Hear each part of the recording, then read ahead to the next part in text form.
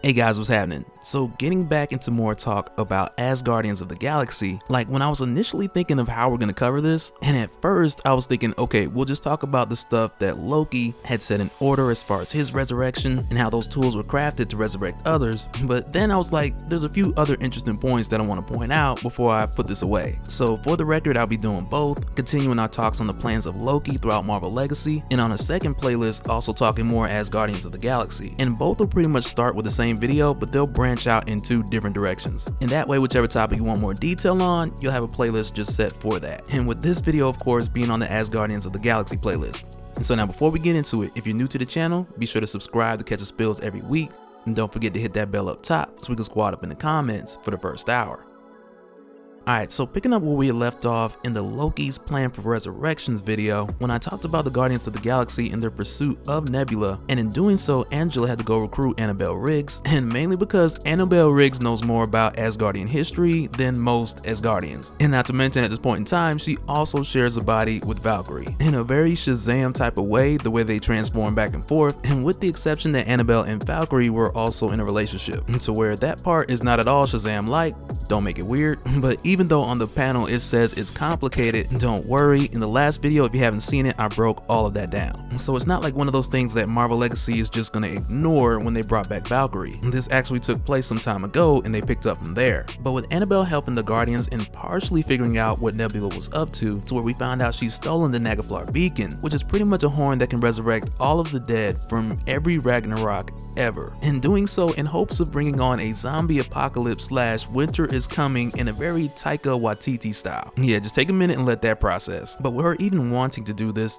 all comes from her wanting to upstage Gamora with everything that she did in the recent run of Infinity Wars. And so now this shift in Nebula's character from what we had seen in the Thanos series, because this very much picks up with Nebula making her way out of the God Quarry where Thanos had left her just before getting taken to the future by Cosmic Ghost Rider. And so it's really because of much which she had seen when she was in there that's much of the contribution to how she is different since when she's came out. And so now usually with the God Quarry, what it'll do is restore you to your fuller potential or restore a character to some of their older attributes that we had seen in the comics previously before, which is very much what we had seen in Thanos back in our talks with Thanos Wins, where the God Quarry saved him from dying only to get murdered later on. But with Thanos, we had seen that he had an upgrade that was more closer to his classic version. And so now in the case of Nebula, we've kind of got the same thing, and it's not like she was like crazy powerful before, but it does seem like Marvel Legacy is taking her back to a bit of her roots and addressing her as the granddaughter of Thanos. And this is one of those questions I've seen people ask like in comments before, so I kind of figured now would be like the perfect time to address that, because in Nebula's first appearance back in Avengers issue 257, to where at the time the Avengers were working with Black Knight, or better yet, Black Knight had just started working with the Avengers,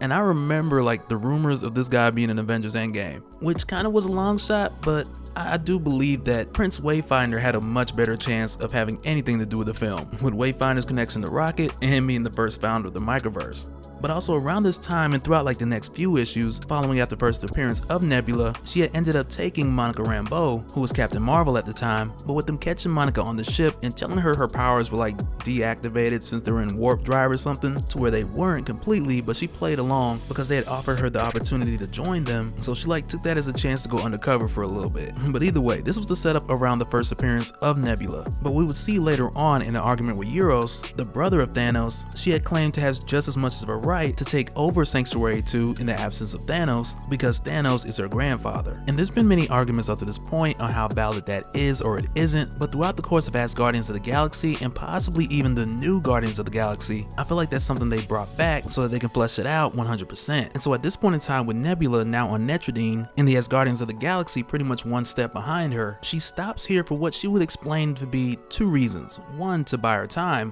which she doesn't necessarily express to be that reason, but we clearly see it's the reason. But in her words, she does call this having a little fun. And it's kind of messed up because in a way, the people of this planet have their own version of Ragnarok, because every 10,000 years, their gods slaughter one another in honor of the different inhabitants who worship them. And meanwhile, the local Netradine worshippers, they just watch and bathe in their blood as their gods slaughter each other until there's a champion. And that's not even the sick part, because the champions, or even the slaughtered ones, as it turns out, they're all children. And so with Nebula bringing them back, it's a bit of of poetic justice, because these zombie children which she's brought back, to whom these natives have been celebrating as they slaughter each other over tens of thousands of years, she orders those children to slaughter the natives, and after that she just leaves. But like I said, with the Asgardians of the Galaxy being one step behind, when they get there, everybody's dead. Nebula's gone and there's just bodies everywhere. But it's crazy because you'd think they'd be able to get there quicker with having a ship that is running off a shard of the Rainbow Bridge. But nah, once again, they late. But another thing that's crazy is when they get there, Valkyrie confirms that there will be no survivors, and she's able to do so mainly because the Valkyrie is their job to escort the dead into the land of Valhalla. And with her declaring this confirmation, even with some of the bodies still kind of moving and still kind of speaking, they already know none of these Nebulas natives are gonna make it. But while they're here and they hear some others coming in from the distance, it's at this point that they figure out that this whole thing has been a trap. Which, like I said, Nebula set this whole thing up in order to buy herself some time. And after Nebula left the Asgardians of the Galaxy here to fight these zombies, she made her way to the Shi'ar throne world, to where she's confronted by Gladiator and the Imperial Guard. And of course, when she arrives there, Gladiator's like, okay, I see you here with all these ships, I'm gonna say this one time, you need to leave. But what the Shi'ar didn't realize as far as what Nebula had been working on, and what we come to find out as the reader had taken place after she had left Netradine before she arrived here, is that she had summoned the Ragnarok Armada, which once again is countless fallen warriors from different Ragnaroks from a number of pantheons. And I'm not sure if I mentioned this before, I kind of feel like I did, because I may or may not have covered it in the last video where we talked about the resurrection of Loki and what he had did to bypass continually dying and being reborn in this cycle. And I know we had talked about that part, but what I wanted to add to it is that one, there's definitely other Lokis in this armada, and two, very much how Kid Loki isn't considered to be Loki, the actual true Loki. These corpses, or zombies if you will, are just a fraction of a shell or a piece of the soul of who they once were. So at the same time, it actually is them, but only a fraction of them is really there. And so with Nebula not heeding the Gladiator's order to get the heck out of there, the Imperial Guard begins to force her to leave. And for the record, I think it's pretty clear that Guardian would have destroy Nebula, and that's any version of Nebula that you've ever read ever. But as soon as this happens, shooting out of one of the ships is your zombie Thor, who just smacks the mess out of Gladiator. Okay, so my thing is this, like when I seen this and I seen that this Thor had his own Mjolnir, it kind of put me in the mindset of, okay, if however many Thors there are out there, like zombie Thors, each one of them got their own Mjolnir, mainly off of the basis that Jason Aaron's mighty Thor pretty much established Mjolnir to be sentient, so therefore with Mjolnir's physical destruction, a version of Mjolnir's prior remains would also go with Thor's corpse over to the void, where it would wait with Thor to be called into the final battle. But either way, this chaotic fight, which takes place in the atmosphere and works its way all the way down to the ground,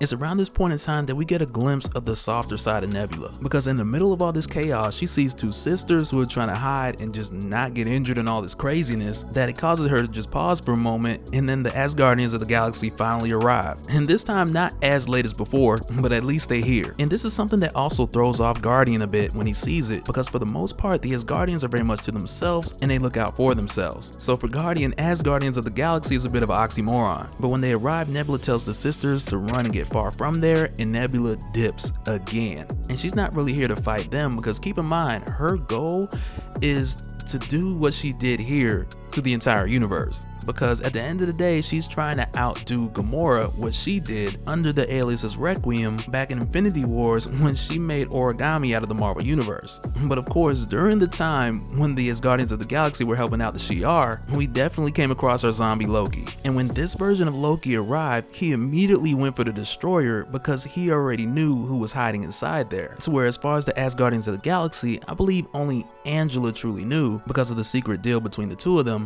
But after being attacked by the zombie version of himself, this news was now public to the rest of the team. And with them seeing Loki, of course, like Valkyrie was like, this was your plan all along, you drew us here. Because even though this version of Loki is not fully Loki, he's still Loki.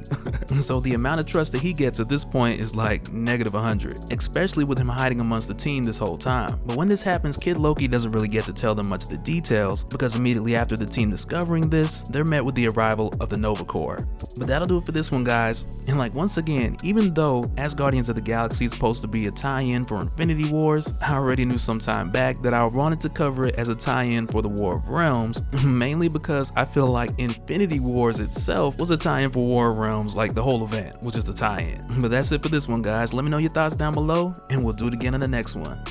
Alright, later.